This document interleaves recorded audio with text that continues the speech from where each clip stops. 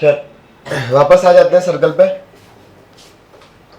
तो line and circle के अंदर में हमने लाइन के साथ में क्या क्या चीज़ें देखी थी, सिर्फ कंडीशन देखी थी कि कब वो टेंजेंट होगा कब नहीं होगा, और कुछ देखा था उसके साथ। सर्कल सर्कल और सर्कल कब एक दूसरे को टच करेंगे वो भी देख लिया था। ओके, मैक्सिमम और मिनिमम डिस्टेंस भी देख लिया था। तो वहां तक के कॉन्सेप्ट में किसी को कुछ भी डाउट है?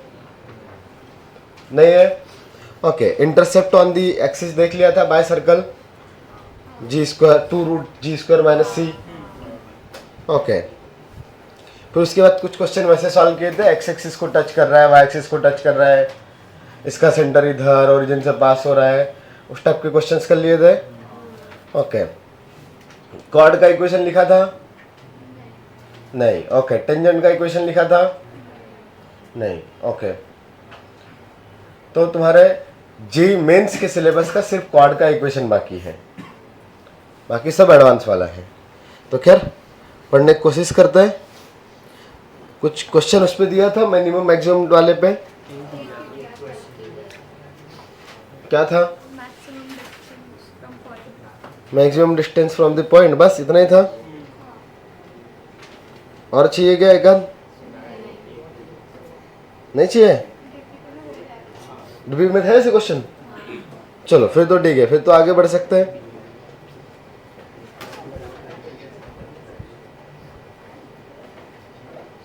मैंने क्वेश्चन, हाँ बोलो। लाइन एंड सर्कल का क्वेश्चन चाहिए, सर्कल और सर्कल का भी एक क्वेश्चन चाहिए। वो लाइन सर्कल को टच करे वैसे क्वेश्चन किए थे। Find the M if this line touch the, हाँ तो लाइन एंड सर्कल हो गया ना बेटा।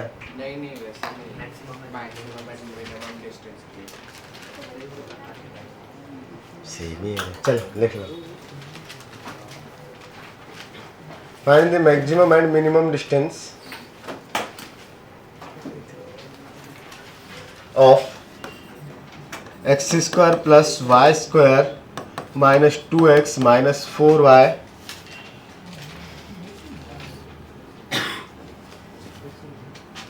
-4 = 0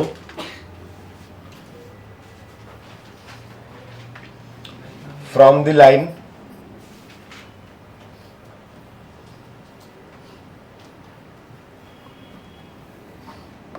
(2x + 3y + 18 = 0).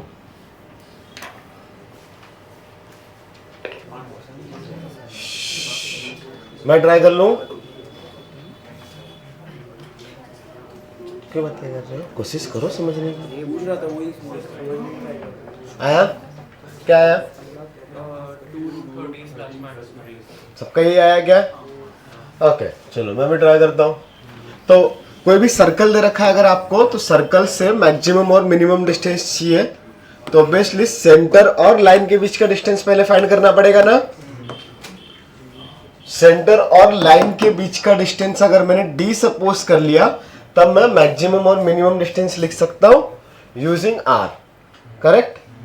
सो मुझे d फाइंड करना पड़ेगा, बट d के लिए सेंटर चाहिए, तो सेंटर कितना है सर्कल का? 1, 2 and the given line is 2x + 3y + 18। तो डायरेक्टली डिस्टेंस या perpendicular distance of 1, 2 from the given line, formula याद है? तो डायरेक्टली सब्स्टिट्यूट कर देते हैं, 2 × 1 + 3 × 2 + 18 डिवाइडेड बाय √(1 + 2², सॉरी 3² + 2² का मॉड कितना आएगा? 18 + 6 + 2 26 बाय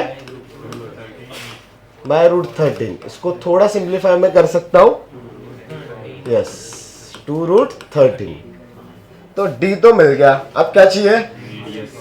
रेडियस। क्या होता है फॉर्मूला बेटा रेडियस का? Correct. And the g is, बताओ क्या है g? f सी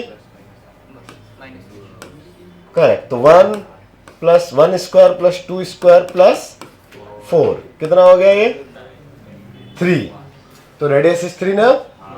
हाँ, तो मैक्सिमम डिस्टेंस ये अगर P है, ये A है और इधर में B है, तो मैक्सिमम क्या होगा length PB, correct. That is D plus R और D कितना है 2√13 एंड R, सो +3 ऐसे आया। और मिनिमम डिस्टेंस को नोटेशंस में यहाँ पे क्या नाम लिखा है हमने PA, the minimum distance will be PA, so PA will be D minus R, that is 2√3 minus 3। Sorry, अब ठीक है। चलो तो किसका किसका करेक्ट हुआ? ओके, ऑलमोस्ट सबका हुआ, सही है।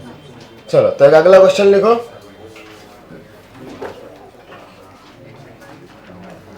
If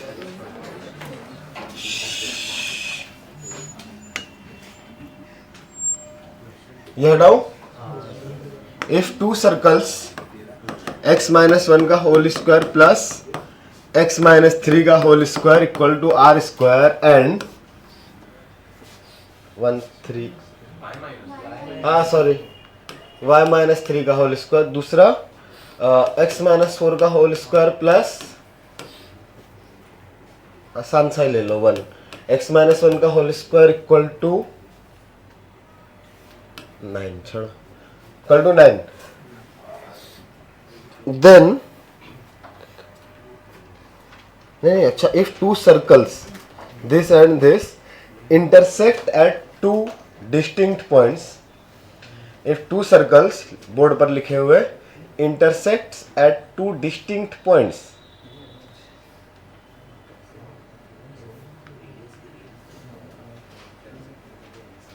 intersects at 2 distinct points, then क्या फाइंड करोगे?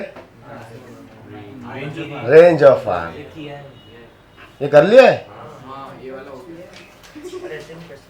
सेम ही था, नंबर पे ऐसे दिए थे, तो अभी तो मन से दिया यार नंबर, मैंने कुछ भी सोच के,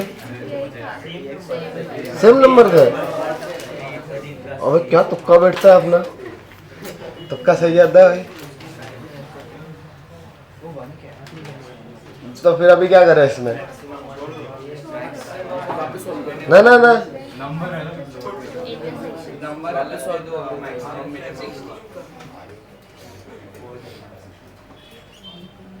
नहीं, नंबर नंबर सब ठीक ही है, कंडीशंस बदल देंगे। If first circle lies completely inside the another, नहीं फर्स्ट सर्कल आ सकता है क्या? एक मिनट रुक जाओ, 1 पुट करो, नहीं आ सकता ना, सेंटर ही अंदर नहीं आ रहा है, तो दूसरा तो आ ही सकता है ना। तो मतलब उसमें आर का वैल्यू इन्फिनिटी तक जाएगा, क्या फर्क पड़ रहा है। Second circle lies completely inside the first circle, second circle lies completely inside the first circle,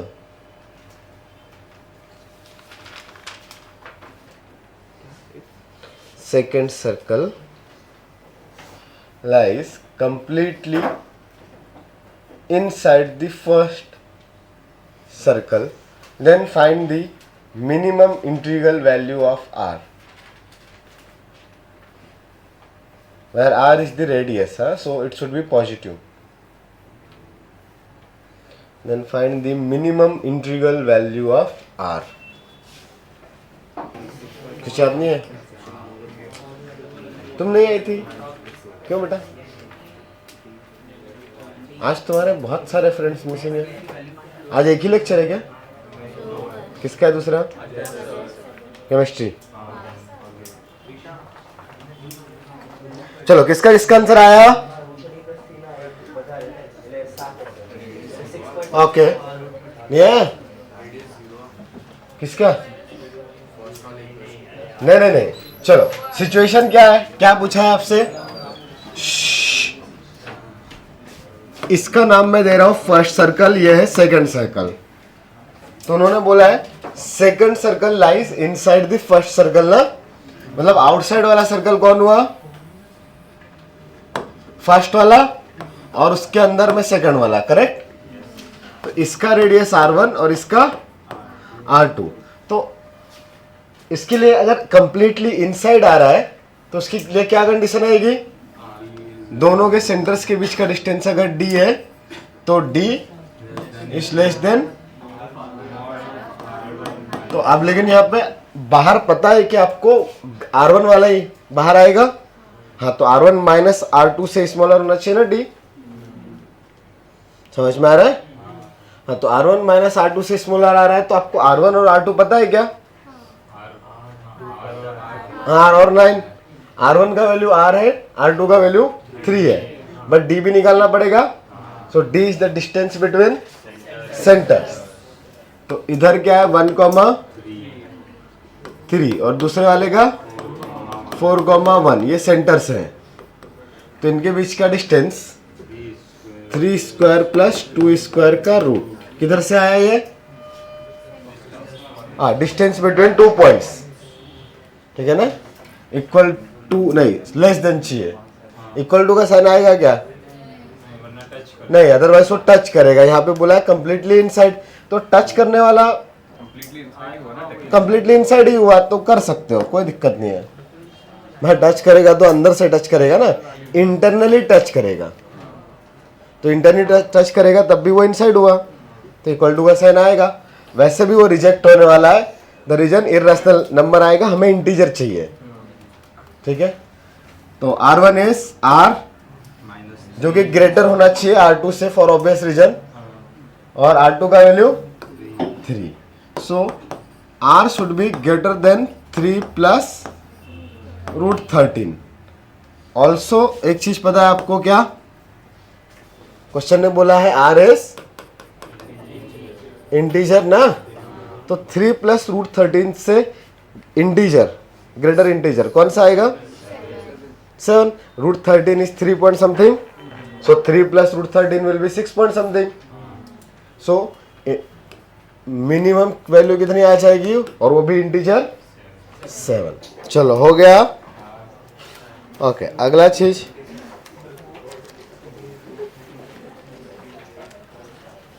equation of chord, equation of chord, नहीं हेडिंग डाल रहे हो। Equation of chord joining 2 points P of alpha and P of beta. किया ये?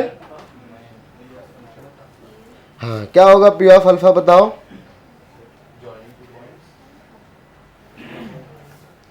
joining 2 points P of alpha and P of beta of the circle x square plus y square equal to r square। तब P of alpha और P of beta का क्या meaning आएगा? Common sense से कुछ सोच सकते हो क्या? करेक्ट, पैरामेट्रिक फॉर्म की बातें हो रही है। ये सर्कल के ऊपर में 2 पॉइंट्स हैं, एक है P of alpha, दूसरा है P of beta। तो अल्फा बीटा इसके पैरामीटर्स है। पॉइंट सर्कल का पैरामेट्रिक फॉर्म क्या होता है? x is equal to r cos theta, मतलब x1 plus r cos theta, y1 plus r sine theta. तो x1 y1 तो सेंटर होता है, तो इधर वो 0 0 ले लिया है। Okay, now that theta is the angle. तो अल्फा बीटा आपके पास पैरामीटर है। सो द पॉइंट P के कोऑर्डिनेट्स क्या होंगे बताओ? रेडियस कितनी है? x1 का वैल्यू कितना है? तो x1 प्लस आर कॉस, तो 0 प्लस आर कॉस अल्फा, तो r cos alpha comma r sine alpha. याद आ रहा है? Very good. तो फिर बीटा के कोऑर्डिनेट्स भी बता दो। आर कॉस बीटा कॉमा, बहुत बढ़िया। कॉर्ड क्या होती पता है ना? 3 पॉइंट्स को ज्वाइन करने वाली लाइन ना। हाँ गधो, 2 पॉइंट ठीक है, तो दो पॉइंट्स को ज्वाइन करने वाली लाइन इज कॉल्ड कॉर्ड। इस कॉर्ड का इक्वेशन निकाल सकते हैं, 2 पॉइंट्स पता है आपको, तो कौन सा formula, 2 point form, y minus y one is equal to y2 minus y one upon x2 minus x1 into x minus. तो प्रूफ करोगे कि मैं डायरेक्ट आंसर लिखूं?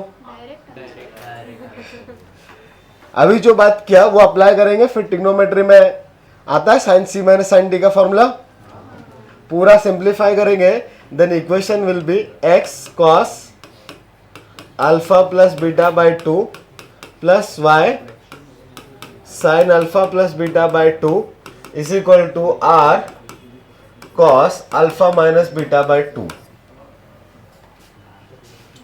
ठीक है, कैसे आया? करने का मन है?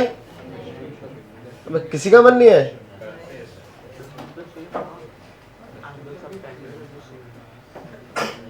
तो एक का है तो करना पड़ेगा, करो। किसी का तो है, अब उसने मुझे बोला तो करना पड़ेगा। नहीं, उन लोगों ने नहीं बोला रे, करो करो, थोड़ा बहुत ट्रिग्नोमेट्री आना चाहिए अपने को। द इक्वेशन ऑफ कॉर्ड, ये एज अ फॉर्मूला जैसा लिख सकते हैं। द सेम फॉर्मूला आपको बाकी के 3 टॉपिक्स में भी मिलेगा, पैराबोला, एलिप्स, हाइपरबोला। एलिप्स में ऑलमोस्ट सेम दिखेगा बिकॉज सर्कल और एलिप्स आपस में रिलेटेड है।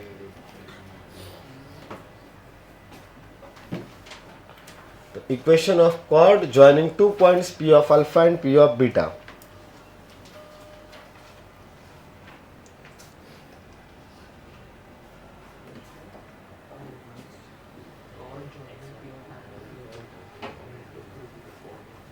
हाँ भाई, कॉर्ड का इक्वेशन लिखा मैंने।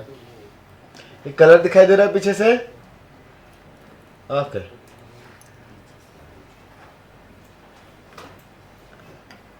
मतलब लास्ट बेंच से।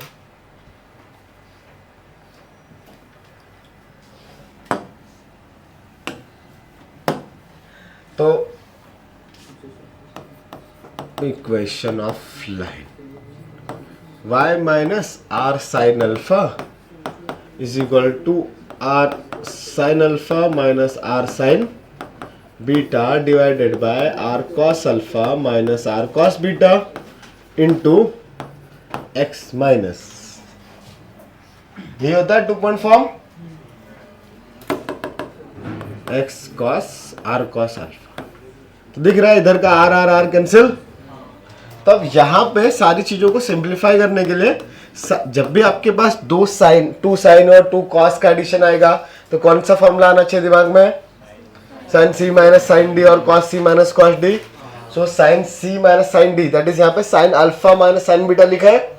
तो sine alpha minus sine beta के लिए फॉर्मूला याद है, क्या आएगा? Correct, 2 sine alpha minus beta या अल्फा प्लस बीटा, माइनस है तो माइनस आएगा, तो alpha minus beta by 2 into cos alpha plus beta by 2 the whole divided by cos alpha minus beta, sorry minus 2 sine alpha plus by 2 into sine, हाँ cos c minus cos d में both sine ही आते हैं आपके पास, correct. और multiply में जो था एज इट इज रहेगा x minus r cos alpha. तो अभी डायरेक्टली दिख रहा है 2 cancel, sine alpha minus beta by 2 से sine alpha minus beta by 2 cancel. अब ये कॉस बचा है और ये साइन बचा है, तो ऑब्वियसली वो क्वाड में कन्वर्ट हो सकता है, बट हमें अलग तरीके से सिंप्लीफाई करना है, इस फॉर्म में लेके जाना है। तो हम लोग क्या करेंगे, क्रॉस मल्टीप्लाई कर देते हैं। क्या आएगा? ये डिनोमिनेटर का इधर मल्टीप्लाई करो, minus sine alpha plus beta by 2 into कितना y, एंड इन दोनों का multiplication minus minus plus r sine alpha into sine, correct. और फिर यहां पे ये cos alpha plus beta by 2 को अंदर भेजे, तो इक्वल टू में cos alpha plus beta by 2 into x minus r into ये दोनों चीजें ना, पहले तो cos alpha plus beta by 2 into cos alpha. अब क्या करेंगे, इन दोनों को साथ में ला सकते हो और इसको इधर ले आओ, आर आर वाले दोनों साथ में आएंगे तो r into sine alpha into sine alpha plus beta by 2 plus दूसरा क्या आएगा, r cos alpha plus beta by 2 into cos alpha और इक्वल टू में, एक तो ये पहले से था cos alpha plus beta by 2 into x plus sine 2 into y, correct. और ये टर्म क्या है, कुछ खास चीज है, कॉस, करेक्ट, कॉस ए माइनस बी लिखा है ना, यहाँ से आर कॉमन निकालेंगे तो साइन है sine B plus cos A cos B दिखेगा, this value will be cos A minus B, तो अल्फा प्लस किसी को भी ले लो, alpha minus alpha plus beta by 2, और ये कितना होता है, सिंप्लीफाई करो,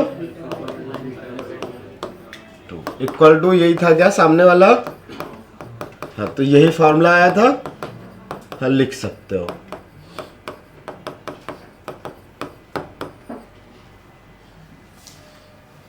ठीक है, किसका किसका आया था खुद से, अब ट्राई नहीं किया, आएगा कहां से सर। चलो अगला चीज लिखने का मन है, चलो तो इक्वेशन ऑफ टेंजेंट, टेंजेंट क्या होती है पता है क्या, लाइन होती है ना, वेरी गुड, बहुत पता है, ये हटा हो रहा है अभी। तो इक्वेशन ऑफ अ टेंजेंट, अब ये अगर कोई सर्कल है,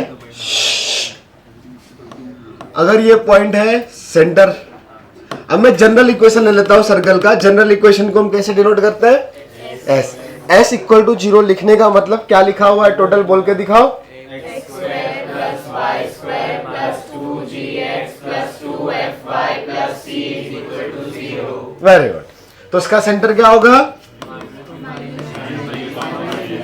करेक्ट। अब लेट्स एक पॉइंट है x1, 1 p, x1, y1 lies on this circle, lies on this circle मतलब जैसा ज्योमेट्री मैंने ड्रॉ किया वैसा वाला। Then equation of tangent line, तो अब टेंजेंट मतलब यहां से टच करने वाली चीज, लेकिन अब टेंजेंट का इक्वेशन निकालने के लिए आपको उसका स्लोप भी रिक्वायर्ड होगा, तो अब सर्कल का नॉर्मल भी एक कुछ डिफाइंड है, पढ़ा है पहले,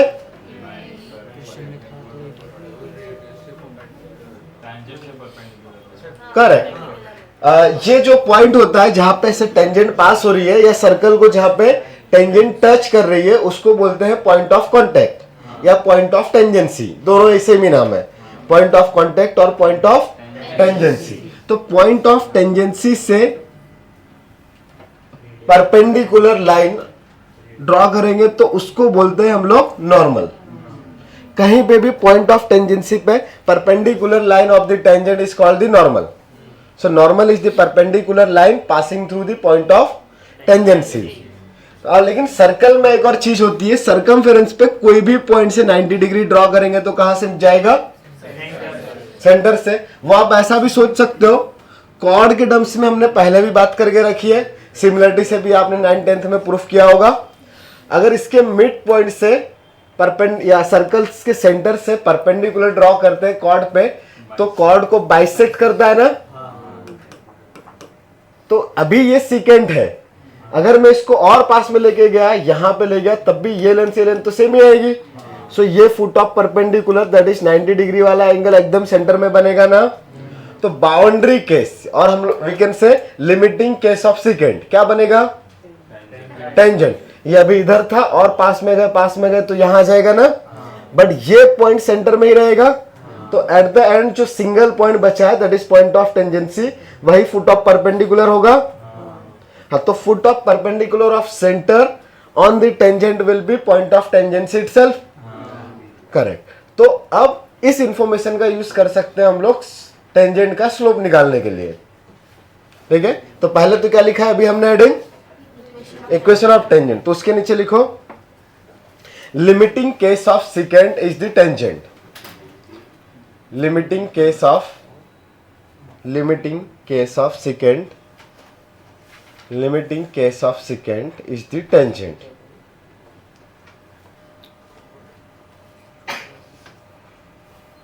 Limiting case of the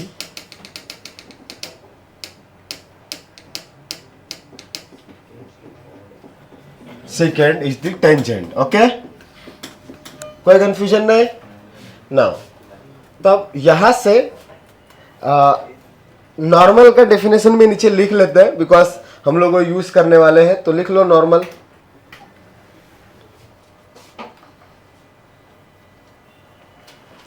a line perpendicular to the tangent at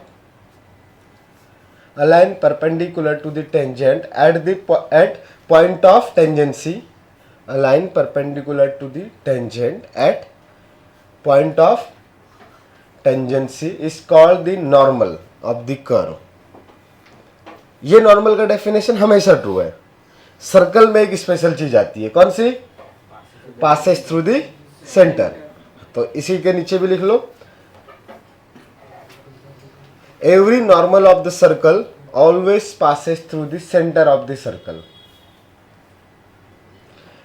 every normal of the circle always passes through the centre of the circle. Every normal of the circle always passes through the center of the circle. ठीक है, तो अब हम लोग method देख लेते हैं कैसे निकालते हैं टेंजेंट का इक्वेशन, बट बढ़िया सा फॉर्मूला आएगा, हम लोग बाद में वही यूज करेंगे और बढ़िया सा मस्त चीजें हैं। फिर भी पहली बार है इसलिए मैं बता देता हूं। अगर इसका स्लोप m है तो इसका स्लोप क्या आएगा? -1/m। So -1/m will be the slope of line joining 2 points P and O। तो क्या आ जाएगा? y1 plus f divided by x1 plus g। y1 minus ये आएगा ना, y कोऑर्डिनेट्स का difference divided by corresponding x coordinates का difference, तो slope यही आया। लेकिन ये -1/m है, तो m कितना हुआ? Minus of x1 plus g by f। Then equation of tangent क्या आएगा? Equation of tangent y minus y1 is equal to minus of x1 plus g upon y1 plus f। आगे भी आएगा ना? करेक्ट।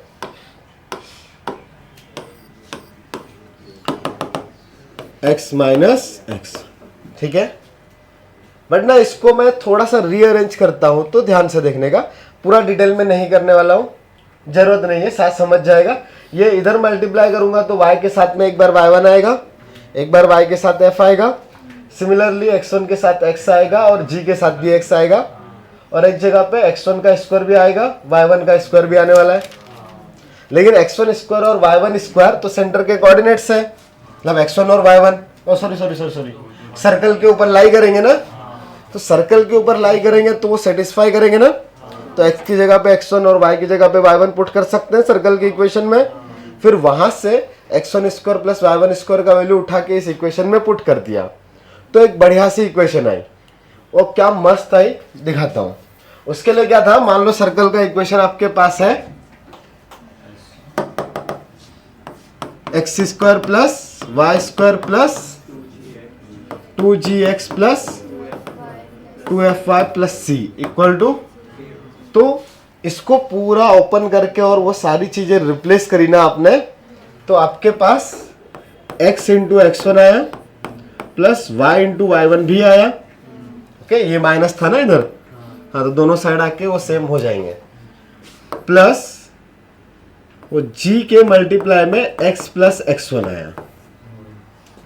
ठीक है, अभी वो पूरा सिंप्लीफाई करेंगे तो ऐसा आएगा।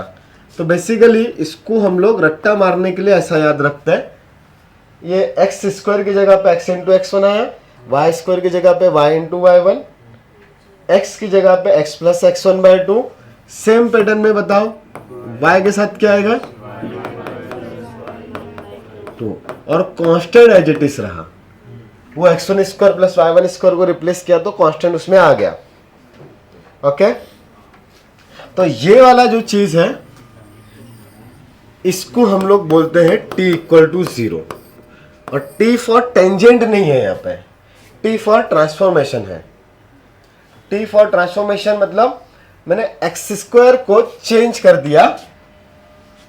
ये बहुत ही काम का चीज है। बहुत सारे फॉर्मूला में हमें x स्क्वायर को रिप्लेस करना पड़ेगा x इंटू x1 से, ठीक है। जैसे इस फॉर्मूला में हुआ है y स्क्वायर को रिप्लेस करना पड़ता है y इंटू y1 से, x को रिप्लेस करना पड़ता है x प्लस x1/2, y को रिप्लेस करना पड़ेगा 2। Constant term constant same as it is रहेगा। अब ये सर्कल में आपके पास x इंटू वाई का टर्म नहीं आता है, बट ये जो ट्रांसफॉर्मेशन है सिर्फ सर्कल के लिए नहीं है, पूरे कोनिक के लिए है। तो बाद में x इंटू वाई का टर्म भी आएगा। खैर मैं फिर से लिखवा दूंगा, बट फिर यहाँ पे लिख भी सकते हैं। x इंटू वाई को भी हम लोग ट्रांसफॉर्म करते हैं। इस सर्कल में यूज नहीं होगा, पैराबोला एलिप्स हाइपरबोला में यूज होगा। x1 into y plus x into y1/2, वो अल्टरनेट पुट करके डिवाइडेड बाय 2, ठीक है। तो अब ये पूरा चीज अगर मुझे कहीं पे लिखना है तो मैं सिर्फ इतना लिखूंगा t इक्वल टू 0। ओके, तो t इक्वल टू 0 का मतलब क्या है, ये पूरा ट्रांसफॉर्मेशन करना है तो ये इक्वेशन बनेगी उसके इक्वल टू में 0। कुछ और फॉर्मूलाज भी है जहां पे सेम t यूज होगा लेकिन इक्वल टू 0 नहीं है, कुछ और भी रहेगा। तो t का मतलब ये ट्रांसफॉर्मेशन ऐसा लिखना है। समझ में आ रहा है? कोई कंफ्यूजन? हाँ, तो अभी सबसे पहले जहां पे हमने इक्वेशन ऑफ टेंजेंट डाला था ना, उसके ब्रैकेट में लिख दो t इक्वल टू 0। अभी तुमको t पहली बार दिख रहा है, लेकिन बाद में बहुत बार बार आने वाला है, तो t का ट्रांसफॉर्मेशन हमें बहुत अच्छे से याद रहता है। तो जैसी हेडिंग बढ़ा इक्वेशन ऑफ टेंजेंट साइड में दिखना चाहिए t इक्वल टू 0। अच्छा, रिकॉल हो गया रिवीजन। ओके, हाँ, तब उसके नीचे दोनों तरीके से लिख सकते हैं। इससे लिखना चाहोगे? ये लिख लिया?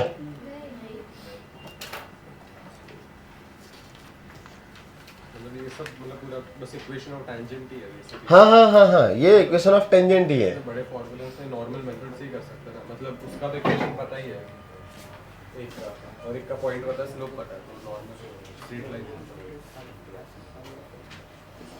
बिल्कुल, बट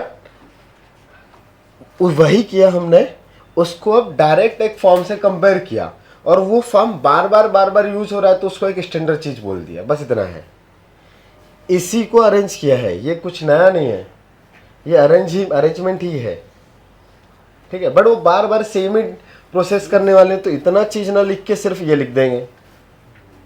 यहां से यहां जाना तो आसान ही है ना, इधर से ये पूरा लिखा लोगे, फिर इसको क्रॉस मल्टीप्लाई करोगे, सिंप्लीफाई करोगे, ज़्यादा ही मेहनत है। और चलो यहाँ पे तो फिर भी उतना ज़्यादा नहीं है, बाकी के कर्व्स में और दिक्कत है। जब पैराबोला एलिप्स आ जाएगा तब सेंटर उससे नॉर्मल पास नहीं होता, तो वहाँ पे स्लोप निकालना थोड़ा सा मुश्किल है। खैर, टेंजेंट का स्लोप निकालने के लिए एक और चीज़ पढ़ लोगे आप, डिफरेंशिएशन, वो हमेशा ईजी होता है। लेकिन और भी चीज़ें हैं जहाँ पे T as it is use होगा, तब दिक्कत हो जाएगी। अभी एक फॉर्मूला आएगा SS1 equal to T the whole square, एक आएगा t is equal to S1, तो दिक्कत है, फिर वो हर बार उससे करने में मेहनत है।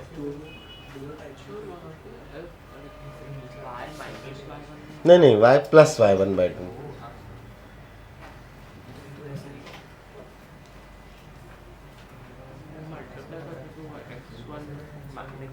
x1 square plus y1 square का वैल्यू लिखोगे -2gx -2fy -c, तो सी में आ जाएगा।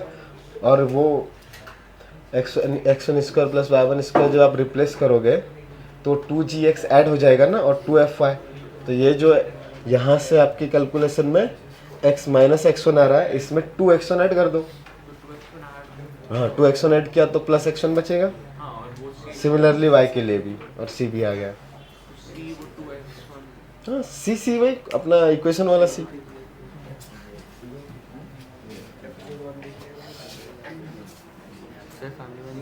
क्या बेटा, क्या फैमिली बोलना है? फैमिली मैन देखा, सीजन 3 आया। 3 भी आ गया? कब रिलीज हुआ, कब आया? ओह, मेरा प्राइम का मेंबरशिप खत्म हुआ, खरीदना पड़ेगा आपको।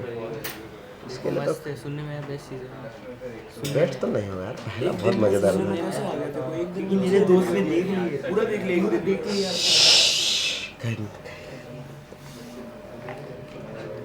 प्राइम इसमें अपने बेटे को भी बता देता है स्पाई। बेटे को, बेटा भी स्पाई बन जाता है। बेटे को बता देते हैं अपने बारे में कि वो ऐसा ऐसा ऑफिसर है। उसकी बहन को तो पता, तो बड़ा हो गया ना, 5-6 साल हो गया। बेटी का क्या दिखाया, किडनैप हुई फिर से? बेटी को तो पता ही था ना, वो तो किडनैप हुई थी। किडनैप हुई थी ना, उसको तो पता ही है। क्या मारा था गले में। वो जब वो अरे बनती स्पेशल ऑप्शन। चलो लिख लिया, मैं लिखा। हाँ नीचे लिखो, P x1, y1 is called point of tangency। Diagram में P बनाया ना, x1, y1 is called point of tangency। तो फिर आपके पास अगर पहले पॉइंट गिवन है तो आप टेंजेंट का इक्वेशन लिख सकते हो। अब उल्टा, टेंजेंट गिवन है और पॉइंट निकालना है, निकाल सकते हैं। हाँ, तो कैसे निकालेंगे? ये टेंजेंट आपको गिवन है, लेट्स से x प्लस, या कुछ भी ले सकता हूं मैं। ये लाइन गिवन है lx plus my plus n equal to 0। Circle का इक्वेशन तो आपको पता है ना, s इक्वल टू 0। तो minus g comma minus f है और ये पॉइंट P है। बस इतना ही इंफॉर्मेशन है। तो मुझे P के कोऑर्डिनेट्स निकालने हैं, दैट इज वो लाइन और सर्कल कहाँ पे टच कर रहे हैं एक दूसरे को, वो पॉइंट चाहिए। सो कैसे निकालेंगे? Correct, foot of perpendicular of centre on the tangent line will be point of tangency ना। तो फुट ऑफ परपेंडिकुलर निकालते आता है क्या? क्या तरीका होता है फुट ऑफ परपेंडिकुलर निकालने का? करेक्ट, 2 वे से, एक है फॉर्मूला वाला जो अभी बोला, दूसरा लाइन का इक्वेशन लिख के। We can write the equation of a line passing through the centre and perpendicular to the given line, then उनका इंटरसेक्शन पे आ जाएगा और we can use reflection formula, x minus x1 by a equal to y minus y1 by b equal to minus of a x1 plus b y1 plus c by a square plus b square. याद आ रहा है? हाँ, तो लिख लो, foot of perpendicular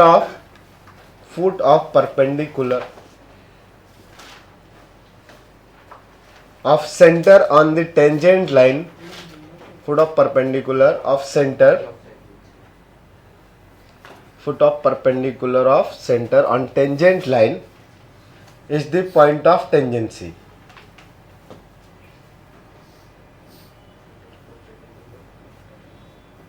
that is intersection point of tangent and normal।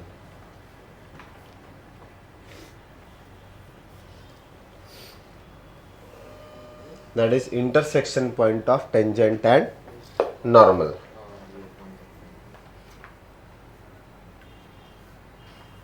समझ में आया? चलो तो एक क्वेश्चन लिखो, find the equation of tangent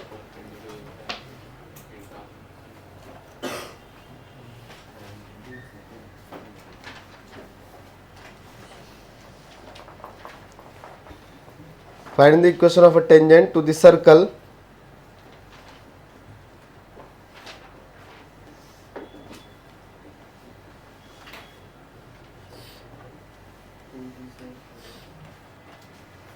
कोई सा ले लिया अच्छा सा।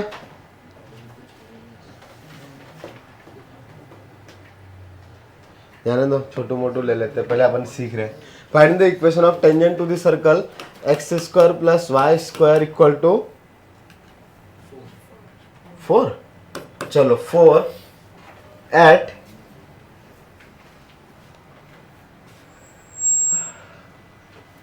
√3, 1. Find the equation of a tangent to the circle x square plus y square equal to 4 at √3, 1. तो क्या करेंगे, कौन सा फॉर्मूला यूज करेंगे, t इक्वल टू 0. x1 का वैल्यू कितना है, y1 का वैल्यू 1. तो एक्स स्क्वायर को क्या लिखूंगा, x into x1 plus y into y1 equal to 4. Constant as it is रहेगा and the x1 is √3. So √3x plus y equal to 4 is the answer. समझ में आया भाई, t इक्वल टू 0 लगाना, खेल खत्म. बढ़िया चीज है.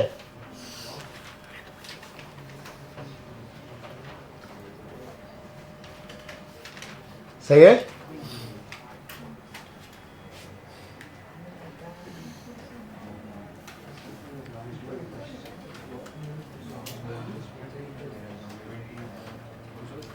बोलो बेटा, कोई तो बोला sir.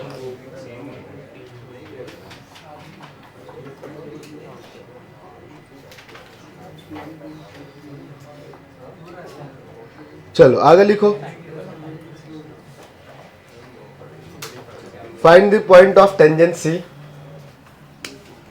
Find the point of tangency if equation of tangent is 3x plus 4y equal to 50 and equation of circle is x square plus y square minus 6x minus 8y equal to 0.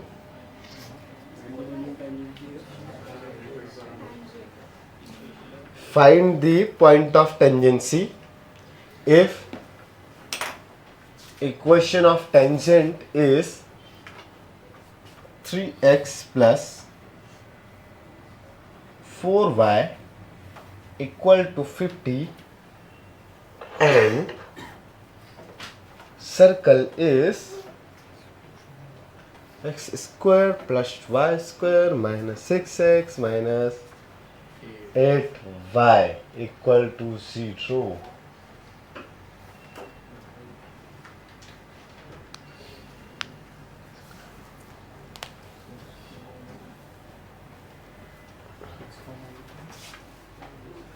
इसको mat आ रहा है, पता नहीं मुझे answer. देख लेते हैं क्या है. और किसी का आंसर आया,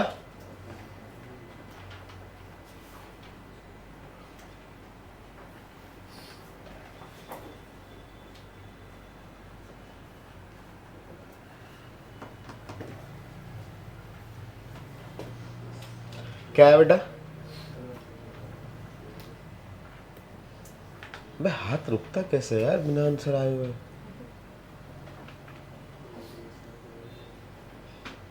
6 समझ है क्या, 6 3 जा 18 प्लस 32 इज 50, 36 8. हाँ 6,8 इज द आंसर. सही है.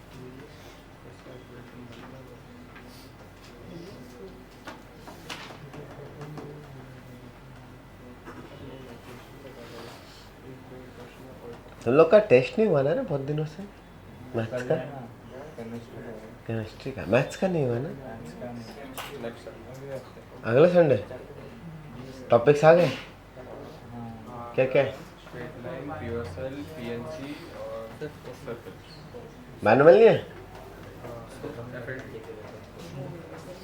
अबे होगा मैनुअल.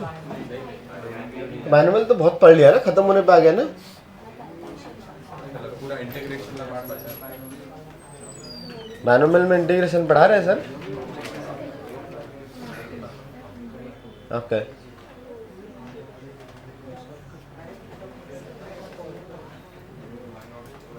इंटीग्रेशन तुमको आता है? बेसिक से आता है कैसे करना है. ओके. फिजिक्स में सिखाया थोड़ा बहुत, ठीक।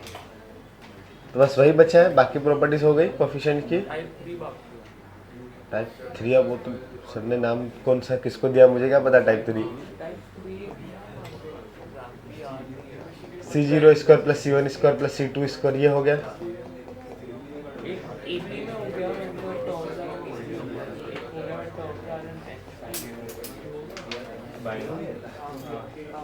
कहाँ तक वो है रे?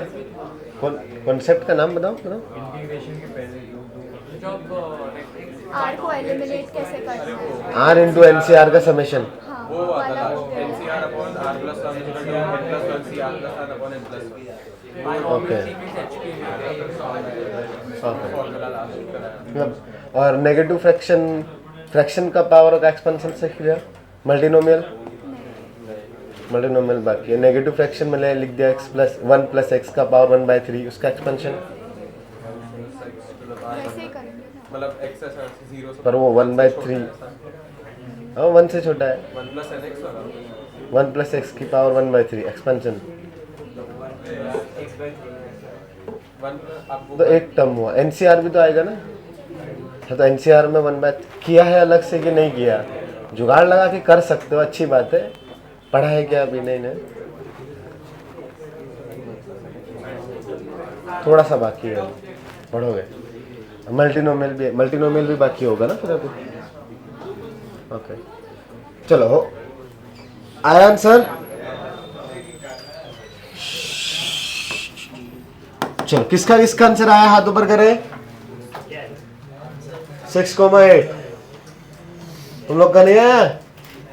सेंटर क्या है सर्कल का बताओ? 3,4। टेंजेंट का इक्वेशन पता है क्या? तो यही पॉइंट चाहिए ना। इस पॉइंट को क्या सपोज कर लूं मैं? x1, y1। तो फुट ऑफ परपेंडिकुलर के लिए डायरेक्टली फॉर्मूला है, तो x1 minus 3 divided by a। a कहां से आता है? इस लाइन से ना। तो यहां से x का coefficient is divided by 3। x1 minus 3/3 equal to y1 minus इधर का y कोऑर्डिनेट 4 डिवाइडेड बाय इधर का कोफिशिएंट 4 इक्वल टू में -1 या -2 -1 इंटू 3,4 यहाँ पे सब्स्टिट्यूट करेंगे ना। 3 square plus 4 square minus divided by इनका स्क्वायर 3 स्क्वायर प्लस 4 स्क्वायर, यही होता है फॉर्मूला। तो सिंप्लीफाई कर लो यार। x1 माइनस 3/3 y1 माइनस 4/4, इसको एक ही साथ लिख देते हैं। 9 plus 16 25 minus 50 minus 25 minus minus plus 25 divided by भी 25 ओ 1। तो क्रॉस मल्टीप्लाई करेंगे तो x1 माइनस 3 इक्वल टू 3 और y1 माइनस 4 इक्वल टू भी कितना 4। तो x1 का वैल्यू आ गया 6 और y1 का वैल्यू आ गया तो 6,8। ये स्ट्रेट लाइन में फॉर्मूला पढ़ा था बेटा इस तरीके से। x1 minus x by a, y1 minus y by b equal to minus of ax1 plus by1 plus c by. हाँ वहां पे ये x1 की जगह पे कुछ और लिखा होगा। हाँ कुछ तो लिखा था, उल्टा किया ना। हाँ जाने दो अभी।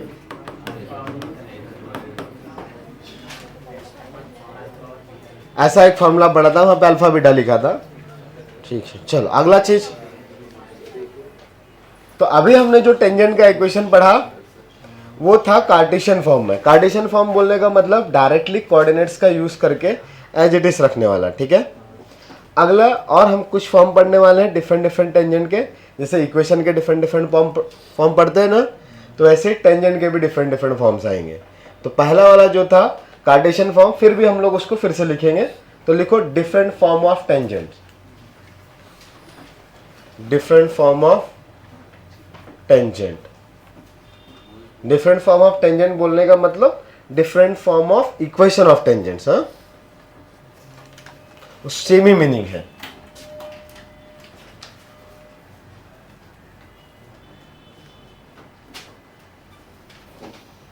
पहला कार्टेशियन फॉर्म। कार्टेशियन फॉर्म जो अभी हमने पढ़ा वही था, तो कार्टेशियन फॉर्म के सामने सिर्फ t इक्वल टू 0 लिख के छोड़ दो। कार्टेशियन सिस्टम होता है ना, हाँ वही वाला Cartesian form, that is t equal to 0। Second parametric form, the first one is t equal to 0, उसका एक्सप्लेनेशन हम देख चुके हैं। The second parametric form. So parametric form में आपको क्या करना है, जस्ट पॉइंट आपके पास पैरामेट्रिक फॉर्म में रहेगा। ओके तो लिखो इसमें, if point of tangency is r cos theta comma r sin theta for the circle x square plus y square equal to r square. If point of tangency is r cos theta comma r sin theta for the circle x square plus y square equal to r square। अलग words में भी लिख सकते थे, equation of tangent at r cos theta comma r sin theta to the circle x square plus y square equal to r square। ये समझ में आता है ना अभी? हाँ तो क्या आएगा बताओ, x की जगह x स्क्वायर को किससे रिप्लेस करूं, x इंटू x1 से, और x1 is r cos theta, तो x into r cos theta plus y into r sin theta equal to, एक r कॉमन आगे कैंसिल आउट, तो x cos theta plus y sin theta is equal to r। यही होगी parametric form में equation. Note कर लो, parametric form मतलब theta का यूज करके लिखा हो, तो लिखा है ना भाई, हो गया थीटा आ गया।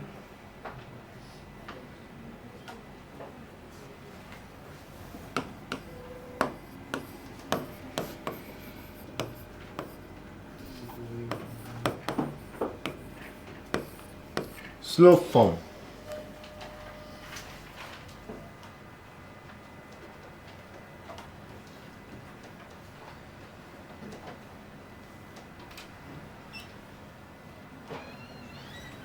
स्लोप फॉर्म मतलब m के टर्म्स में आना चाहिए ना। तो अगर कोई भी सर्कल है, तो मैं सर्कल अभी स्टैंडर्ड वाला ही ले रहा हूं, that is x square plus y square equal to r square.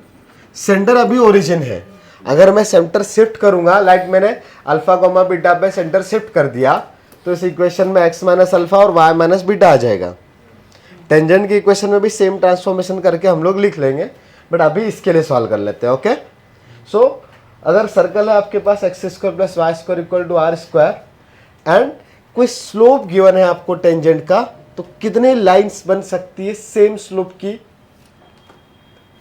Slope given है तो कितनी डिफरेंट टेंजेंट लाइंस होगी सेम स्लोप की, यस। और we can say the number of parallel tangents of the circle, दो आएगी ना। हाँ तो अगर आपको गिवन है टेंजेंट का स्लोप m है, तो इधर एक टच करने वाली हो सकती है और दूसरी इधर ना। हाँ so if slope of tangent is m, then 2 possible lines मिलेगी आपको, तो वो आने वाली है आपके पास y is equal to M x plus minus r root of 1 plus M square.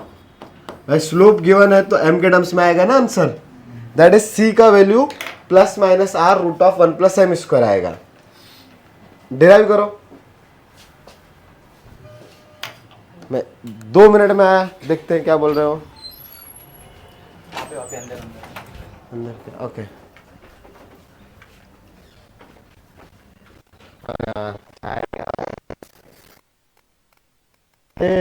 Done.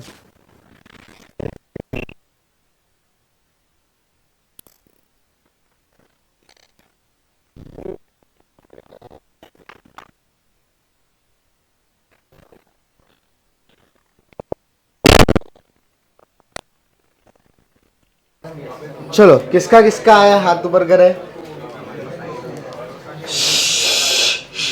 सिर्फ 2 बस। अबे बहुत आसान था. Let the equation of tangent is y equals mx plus c. Correct. मैं हिंट भी दे के गया था. C निकालना है आपको. So let tangent is y is equal to mx plus c. Now if this line is a tangent to the circle, then distance from the origin should equal to r. तो distance from center should equal to r ना. तो centre से distance निकालते आता है बेटा. बोल के दिखाओ. चलो तुम बोल दो. बताओ. ए तो है ही नहीं इधर. x1 भी नहीं है. जो नंबर दिख रहा है उनके टर्म्स में बताओ. हाँ 0,0 लाइन के अंदर पुट करेंगे तो क्या बचा. c divided by root of 1 plus M square ना. 0 से डिस्टेंस कैलकुलेट कर रहे हैं. So mod of c by root of 1 plus M square and this value is equal to r. तो अब यहां से c की 2 पॉसिबल वैल्यूज है. करेक्ट. मॉड c मतलब मॉड हटाएंगे तो प्लस माइनस r और डिनोमिनेटर मल्टीप्लाई करेंगे root of 1 plus M square. So बस सब्स्टिट्यूट कर दो. Substitute in y is equal to mx plus c. So the equation will be y is equal to mx plus minus r root of 1 plus m square. Okay?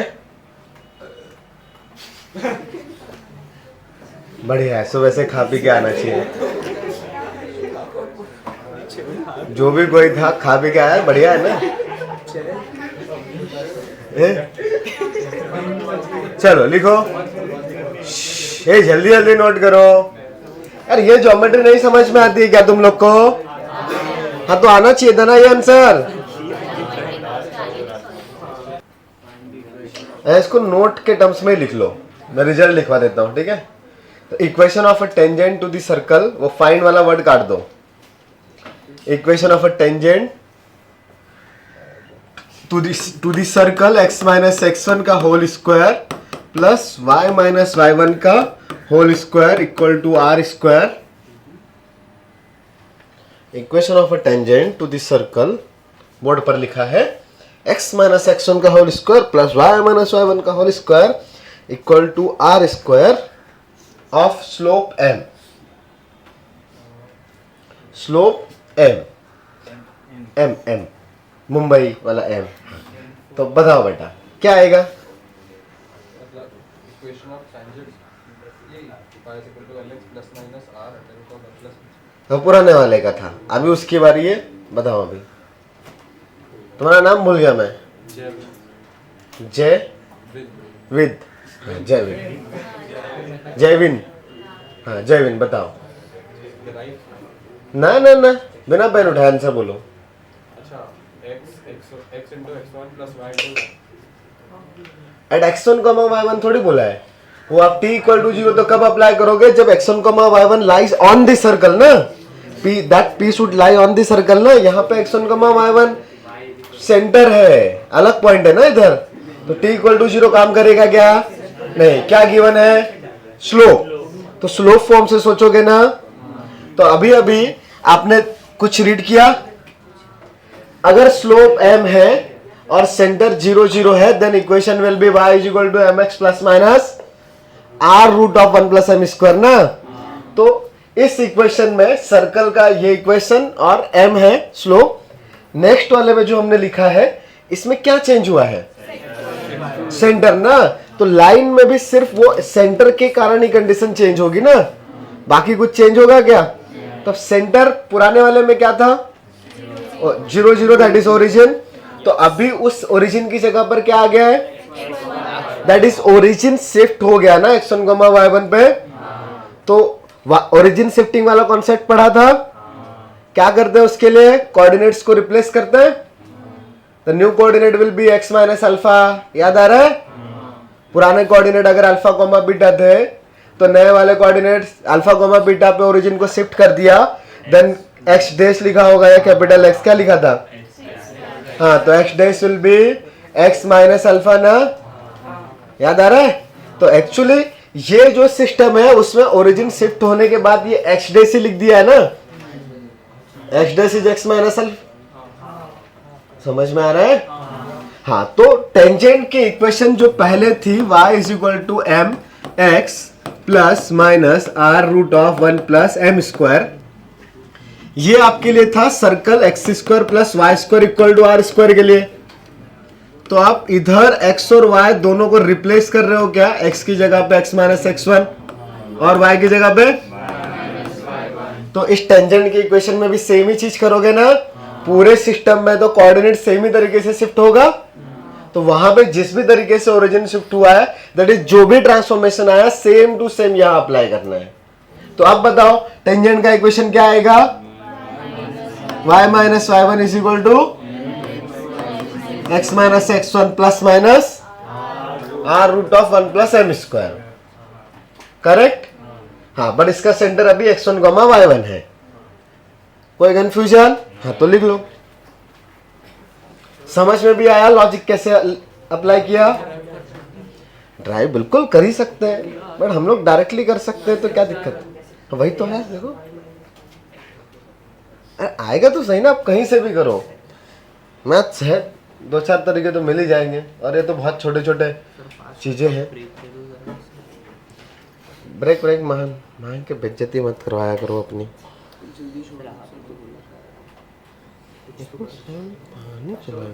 हाँ बोलो।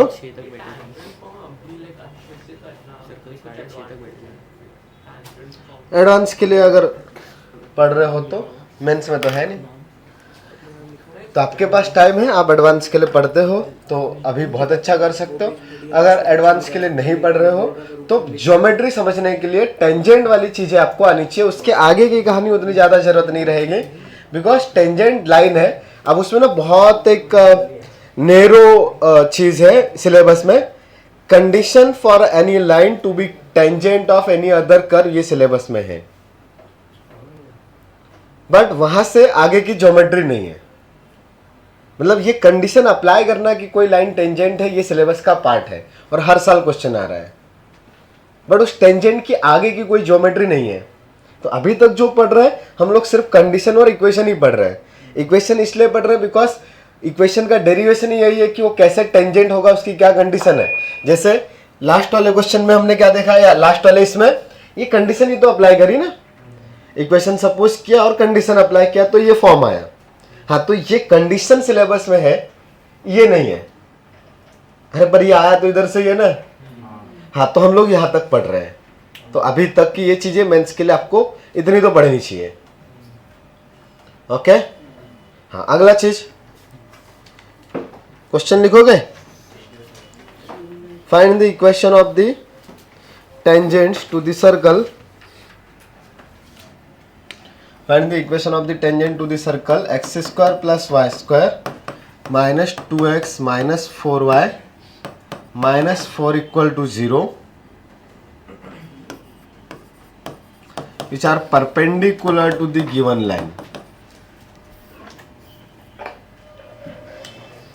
which are perpendicular to the given line। देखते ना board पे, ऐसे ही कुछ आएगा। Yes, तो वापस से अभी जो जस्ट लास्ट वाला कॉन्सेप्ट पढ़ा उसी का क्वेश्चन है, तो उसके लिए सेंटर, सर्कल का सेंटर रिक्वायर्ड होगा। तो सर्कल का सेंटर कितना है, 1,2 और रेडियस कितनी है, 1 square plus 2 square minus minus plus 4 that is 3। ये सबका आया G square plus F square minus C से। नाउ इस लाइन के परपेंडिकुलर चाहिए, तो अगर इसका स्लोप m1 है, m1 कितना है 3/4, सो स्लोप ऑफ टेंजेंट कितना होगा, करेक्ट। तो slope of tangent will be -1/m1 that is -4/3। अब सेंटर पता चल गया, स्लोप पता चल गया, रेडियस पता चल गया, तो अभी जो जस्ट फॉर्मूला पढ़ा y minus y1 is equal to m times of x minus x1 plus minus r root of 1 plus m square. बस सब्स्टिट्यूट करो, आंसर आ गया। तो y minus -2 -4/3 x -1 plus minus 3 into root of 1 + 16/9, वो -4/3 x -1 plus minus 3 into 5/3। हाँ, आगे simplify हो जाएगा। हाँ, कर लेना। ठीक है, जिसका नहीं आया नोट कर सकता है। क्या हैंडराइटिंग है, हैंडराइटिंग दे दो। मड़े आए। फिर अगला एक क्वेश्चन लिखेंगे।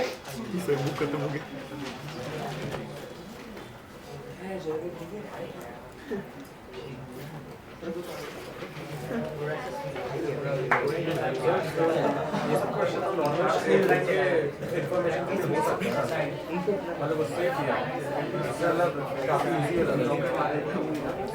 कर लो बट तुम सीख रहे हैं तो आपको सारे तरीके आने चाहिए। मतलब जो भी क्वेश्चन पढ़ सकते हैं वो स्ट्रेट लाइन के ही हो सकते हैं। एक फॉर्मूला बेस्ड वही क्वेश्चन वही तरीके हैं। स्ट्रेट लाइन टेंजेंट तो लाइन ही है ना, बस वही है। और क्या लिखो।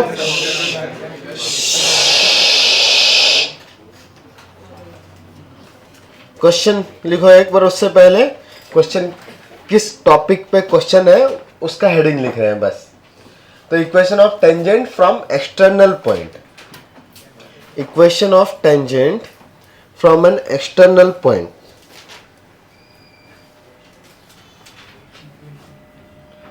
Equation of tangent from external point लिखो।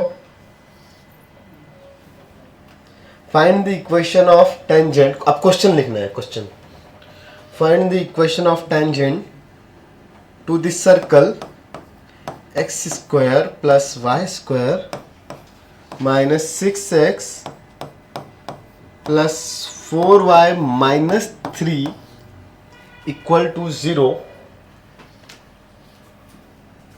Find the equation of tangent to the circle, board पर लिखा है, ड्रॉन फ्रॉम द पॉइंट 7,4।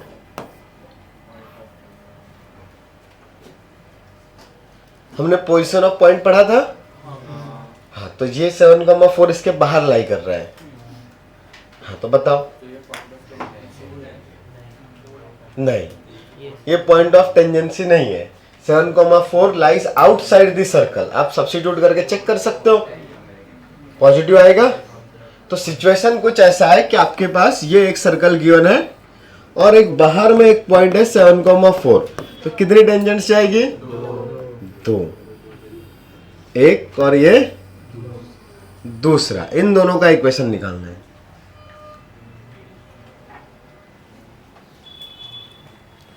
तो लाइन का इक्वेशन निकालने के लिए क्या रिक्वायर्ड होता है? Slope and point. तो इस लाइन के ऊपर में एक पॉइंट पता है क्या आपको? कौन सा? 7,4। बट अब वो लाइन सर्कल का टेंजेंट होना चाहिए। तो सर्कल का टेंजेंट होने का कंडीशन क्या होता है? Distance from the centre should equal to radius. तो ये r। अभी सेंटर कितना है सर्कल का? डायरेक्टली दिख रहा है 3,-2। तो 3,-2 से इस लाइन का perpendicular distance should equal to radius. और रेडियस कितना है? डायरेक्टली निकाल सकते हैं यहां से। Root of 3² plus 2² plus 3। तो 9 + 4 + 3। तो radius is 4। So perpendicular distance of 3,-2 from the line, tangent line should equal to 4। पर वो लाइन है क्या अभी अपने पास? नहीं। तो सपोज कर सकते हैं किस फॉर्म में? y = mx + c भी कर सकते हो, बट जरूरत नहीं है। 7,4 से पास होने वाली लाइन ले लो ना, आपको पता है। ठीक है, तो let tangent is y - 4 = m times of x - 7। ऐसा लिख सकता हूं मैं। इसको थोड़ा सा और रीअरेंज किया तो y - 4 is equal to M X minus 7m। तो y minus M x plus 7m minus 4 equal to 0। अगर y equal to M x plus C लिखता हूं तब भी कर सकते हैं, आप पॉइंट सब्स्टिट्यूट करके c का वैल्यू निकाल ही लोगे, दो इक्वेशंस बनानी पड़ेगी। बट ऐसा सपोज कर रहे हो तो एक जगह से डायरेक्टली आपको m का वैल्यू मिल जाएगा। अब सॉल्व करो, क्या करोगे पता है ना अभी, क्या करोगे, बस स्लोप तो फाइंड करोगे। कैसे करोगे, पहले से क्यों करेंगे, सर्कल के सेंटर से डिस्टेंस शुड इक्वल टू 4, बस कर तो आ जाएगा एम। टेंजेंट का कंडीशन लगाएंगे ना, distance from the centre should equal to 4, तो यही लाइन सपोज करी ना हमने, इसका distance from 3, -2 should equal to 4। Equation बनेगी, m का वैल्यू मिलेगा, वही निकालना है।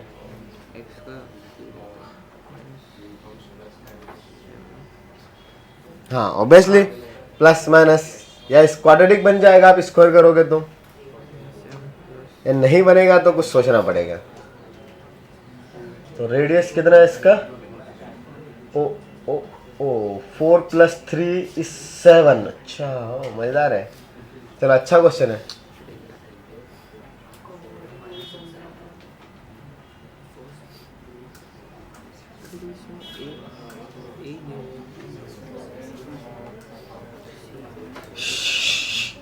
चलो वापस से हम लोग देख लेते हैं हमने क्या किया। जो पहले कॉन्सेप्ट हमने डेरिवेशन के लिए बार बार यूज किए उसी पे एक क्वेश्चन लिया। सो रिक्वायरमेंट है tangent passing through the 7,4 and 7,4 बाहर लाई कर रहा है तो दो लाइंस बनेगी, it should be 2 lines for sure ना।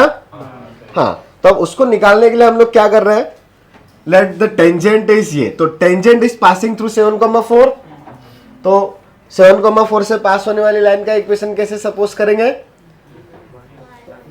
स्लोप पॉइंट फॉर्म याद है, y - y1 = m times x - x1। हाँ सो ये सपोज कर लिया लाइन, ओके बस अभी इतना ही किया। नाउ इफ ये टेंजेंट है तो क्या कंडीशन होती है टेंजेंट की, correct, distance of line from centre. ये बहुत बार लिखा है, नोट्स में ही लिखा होगा 4-5 बार, शुड इक्वल टू रेडियस, वही अप्लाई करना है। तो रेडियस निकाली हमने, रेडियस कितना है 4, डिस्टेंस निकाल सकते हो, बोलो क्या आएगा डिस्टेंस, कैसे निकालते हैं, सब्स्टिट्यूट, फॉर्मूला याद है, बोलो बोलो बोलो। y की जगह पे क्या लिखूं, मैं गधो, -2, पॉइंट नहीं दिख रहा, 3, -2, तो y की जगह पर, फिर x की जगह पर तो -3m, आगे माइनस डिवाइडेड बाय √1 + m², उसका whole mod, should equal to radius is 4। बस यही इक्वेशन सॉल्व करनी है। हाँ हाँ तो तभी तो अच्छा क्वेश्चन है। देखो क्या है, 7 - 3 4m - 6/√1 + m² का मॉड इक्वल टू 4 आया, तो इधर आ जाएगा 4m - 6 स्क्वायर कर दे इक्वल टू 4 × √1 + m² का भी स्क्वायर। यहां तक किसी को कोई कंफ्यूजन है तो पूछो। अब कुछ डाउट नहीं है ना इसमें, इक्वेशन सॉल्व करते आते हैं, करें क्या लिखूं, बोलो बोलो बोलो। हाँ ये -b का whole square, 16m² + 36 - 48m equal to 16, correct. तो अब मस्त चीज है, देख लो एकदम मजेदार, ये 16m² कैंसिल किया, गोस्वामी सुन ले बेटा क्या करेंगे लिख के, ये समझेगा नहीं तो उसके बाद आपके पास यहाँ पे सिंगल m बच रहा है ना, इसका वैल्यू निकालने में हमें कोई प्रॉब्लम नहीं है। यह आया 48 m is equal to -20, so m is equal to 5/12। But ये तो सिंगल m हुआ, पर हमको तो कितने m चाहिए थे? क्या ऐसा हो सकता है कि पॉइंट बाहर लाई करे फिर भी एक ही टेंजेंट बने? नहीं, दो टेंजेंट्स तो बनेगी। तो दूसरी क्यों नहीं मिली कैलकुलेशन से? क्या कि हमने कुछ रॉन्ग किया? लग तो नहीं रहा ना भाई, distance of line from the centre should be radius ना, तो फिर कुछ ना कुछ तो हुआ होगा ना जो मिस हुआ। तो एक मस्त चीज है जो आज तक हमने यूज नहीं करी, बाकी का अलजेब्रा अभी तक जितना भी तुम मैथ्स पढ़ रहे थे उसमें इन्फिनिटी जब भी आता था आप नॉट डिफाइंड बोलते हो, बट tan थीटा का वैल्यू इन्फिनिटी अगर है तो tan थीटा का वैल्यू नॉट डिफाइंड हो जाएगा न्यूमेरिकली। हाँ, बट उस लाइन के टर्म्स में एंगल थीटा अगर लाइन का है तो 90 डिग्री वाली लाइन कैसे होती है? रियल या not defined? Theta equal to 90 degree तो स्लोप tan 90, मतलब वर्टिकल लाइन बनेगी ना, तो वर्टिकल लाइन तो डिफाइंड है ना, लेकिन कैलकुलेशन में तो इन्फिनिटी तो नॉट डिफाइंड होता है, लेकिन ज्योमेट्रिकली तो मिलता है। तो आपको इस कैलकुलेशन में वही मिसिंग है। अब इन्फिनिटी अगर है आपके पास कहीं पे, तो ये बताओ इन्फिनिटी माइनस इन्फिनिटी कितना? अच्छा, नॉट डिफाइंड है ना, ये आपको पता ही नहीं है इन्फिनिटी का वैल्यू क्या है। तो infinity minus infinity is not zero, वो दोनों सेम सेम नहीं है। इन्फिनिटी का पहले भी बातें हुई होगी अपनी, तो इन्फिनिटी माइनस इन्फिनिटी जीरो नहीं है, ये बातें पहले भी किए ना, समझ में आता है। तो यहां पे अगर m का वैल्यू इन्फिनिटी है तो क्या आप m स्क्वायर और m स्क्वायर को कैंसिल आउट कर सकते हो? नहीं भाई, 16m square minus 16m square should be zero if m is real. If m is not real then पता नहीं m square minus m square क्या आएगा। भाई जो चीज पता ही नहीं है, दो चीजें पता नहीं, उनको माइनस कैसे कर दोगे? दो नॉट डिफाइंड चीजें हैं, दोनों आपस में इक्वल होगी, तुमको पता है क्या? जैसे वो देखो वहां पे एक वो बाइक पे आदमी जा रहा है, दूसरा वो रेस्टोरेंट में बैठा है, उसके जेब में कितना पैसा है पता ही नहीं है, दूसरे वाले की जेब में पता है क्या? नहीं ना। तब उन दोनों का चलो आपस में इक्वल होगा या इक्वल नहीं होगा पता है क्या? तो जो चीज आपको पता ही नहीं उसका कैलकुलेशन कर पाओगे क्या? नहीं। तो इन्फिनिटी की एग्जैक्ट वैल्यू हमें नहीं पता, ठीक है ना, समझ में आता है। जीरो होता तब तो इक्वेशन में पुट करने पे जीरो आना चाहिए, zero is the real number. Infinity नहीं हो, इन्फिनिटी की बातें हो रही है। अगर जीरो होगा तो आपको क्वाड्रेटिक वाली टाइप की चीजें मिलेगी, m into m minus one equal to zero, तो m का वैल्यू जीरो पुट करो, जीरो मिलेगा। बट अभी वैसा नहीं है, यहां पे ये 16m square minus 16m square है, ये वाला चीज। अब इसमें m टेंडिंग टू इन्फिनिटी है, तो मे भी कोई एक केस होगा जहां पे ये जीरो हो जाए, बट हम श्योरिटी से कुछ नहीं बोल सकते।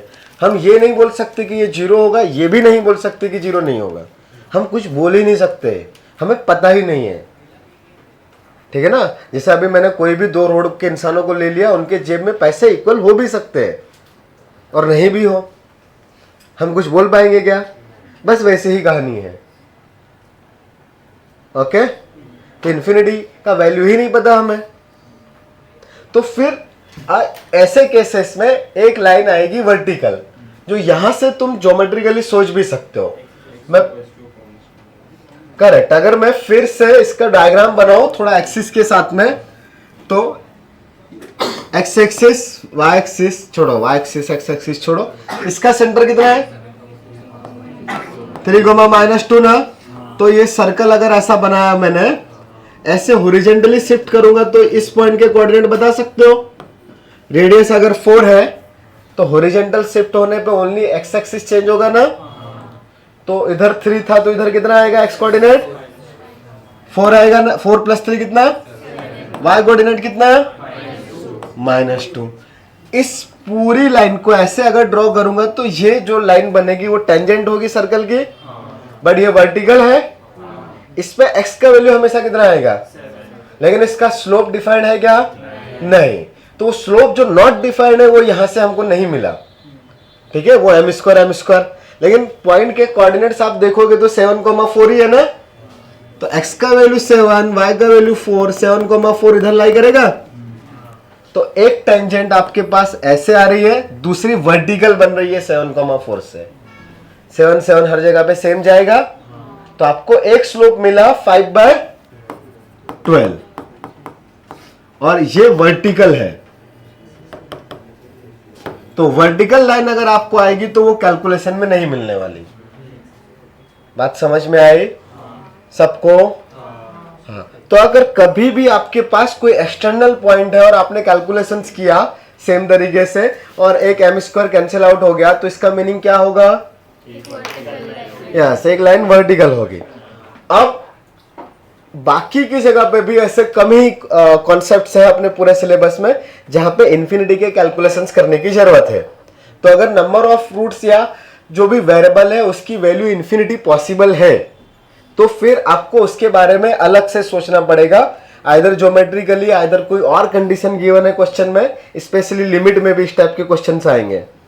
ओके, वहां पे हम लोग इन्फिनिटी माइनस इन्फिनिटी के साथ कैसे डील करेंगे वो भी सीखेंगे। इन्फिनिटी बाय इन्फिनिटी भी रहता है वहां पे, इन्फिनिटी माइनस इन्फिनिटी भी है, उसके बारे में कुछ चीजें हैं पढ़ने के लिए, वो पढ़ेंगे। बट अभी एक चीज याद रखना पड़ेगा, अगर जो भी इक्वेशन हम सॉल्व कर रहे हैं उसके वेरिएबल का वैल्यू इन्फिनिटी पॉसिबल है तो वो इक्वेशन से नहीं मिलेगा, आपको किसी और तरीके से ढूंढना पड़ेगा। याद रहेगा? जैसे यहां पे ज्योमेट्री से हर बार देखना पड़ेगा, ठीक है? हाँ, तो यहाँ पे दो टेंजेंट्स कौन कौन से होंगे बताओ?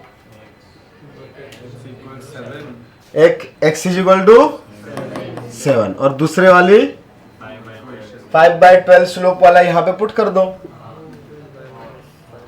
ठीक है? हाँ, तो इक्वेशन ऑफ टेंजेंट्स लिख सकते हैं यहाँ पे, इक्वेशन ऑफ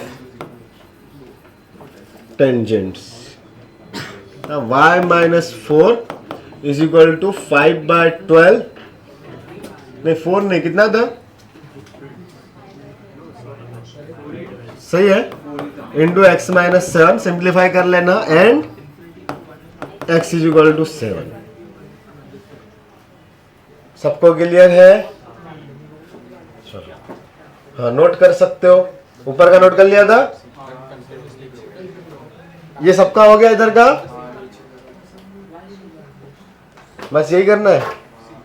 हाँ, चलो बोलो बेटा। Infinity minus infinity tending to 0 बोल, डिपेंड्स इन्फिनिटी क्रिएट कैसे। अब इन्फिनिटी को सोचो कि इंडियन ओशन का वाटर और पैसिफिक ओशन का वाटर दोनों इन्फिनिटी है, माइनस करो,